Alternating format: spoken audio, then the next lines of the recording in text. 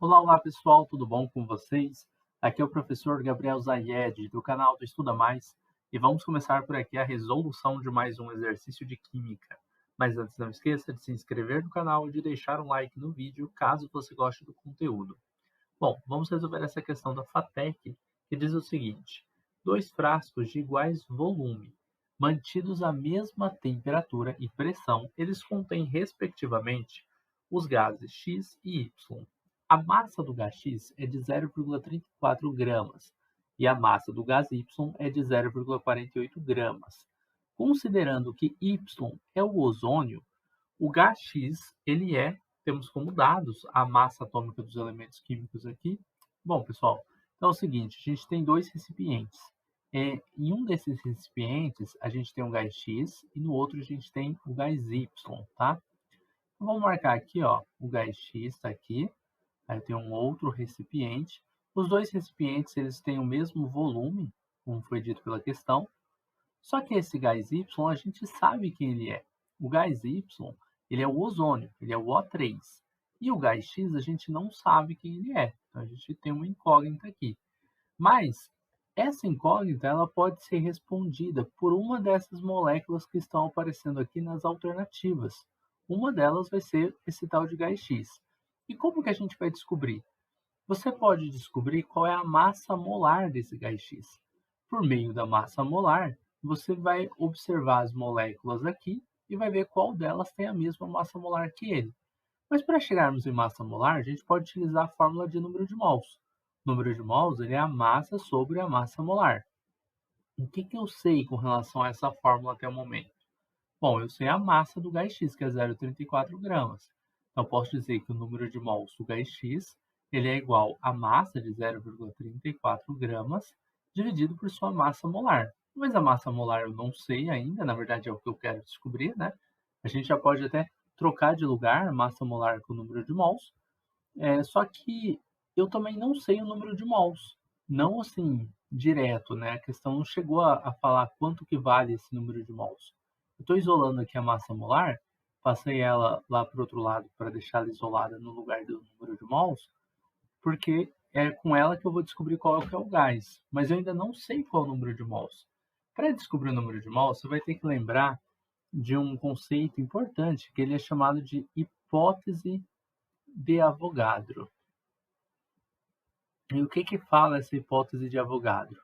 Ela fala que quando você tem volume, temperatura e pressão iguais, volume, temperatura e pressão iguais em dois recipientes, tá? Então vamos marcar aqui, ó, iguais nesses dois recipientes que nós temos aqui.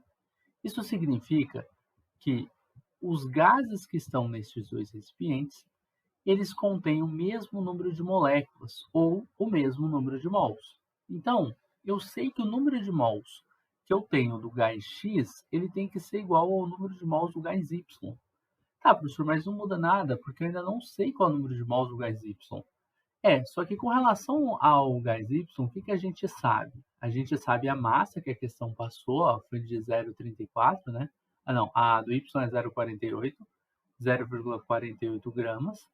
E a gente também sabe que ele é o ozônio. Então, com essa informação, sabendo que ele é o O3, a gente consegue calcular a massa molar. Isso aqui fica aqui embaixo. Porque o oxigênio tem uma massa igual a 16, isso está aqui, ó, ou numa tabela periódica, você também poderia encontrar. E você tem 3 átomos de oxigênio dentro da molécula de ozônio. 16 vezes 3 é igual a 48. Então, nós temos 48 gramas por mol como sendo a massa molar do ozônio. Agora, podemos substituir na fórmula e descobrir o número de mols que nós temos deste gás. Como ele segue a hipótese de Avogadro, né, volume, temperatura e pressão igual ao do gás X, o valor que a gente vai encontrar aqui, ele vai ser igual ao número de mols que eu tenho lá no caso do gás X. E aí a gente tem 0,48 dividido por 48 gramas por mol, o que vai dar 0,01. O grama corta com grama, só vai ficar a unidade de medida de mol. E esse é o número de mols que nós temos do gás Y. Como o número de mols do gás Y é igual ao número de mols do gás X, a gente vai substituir aqui, ó, massa molar é igual a 0,34 gramas dividido por 0,01 mol.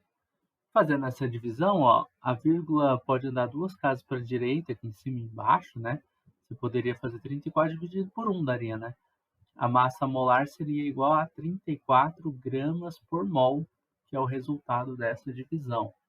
Agora, você só precisa ver qual dos gases vão possuir essa massa molar. É o N2, é o CO2, é o H2S, é o CH4 ou H2? Ó, de cara, o H ele vale 1. 1 vezes 2, ó, H2 daria 2 gramas por mol, não é? O carbono é 12, o hidrogênio é 1. Como tem 4 hidrogênios, 1 vezes 4 dá 4, com 12 dá 16. Então também não é AD. O nitrogênio aqui, ó, 14 é a massa dele, vezes 2, porque são 2 nitrogênios nessa molécula, dá 28, também não é. Agora, CO2 e H2S, eu vou calcular aqui com um pouquinho mais de calma, ó. B e C, H2S e CO2. Vou pegar as massas que estão lá na questão, ó. A massa do carbono, ela é 12. Eu só tenho um carbono na molécula, então 12 multiplicado por 1 é igual a 12. E o oxigênio, a massa dele é 16, e eu tenho 2 oxigênios dentro da molécula. 16 vezes 2 dá 32.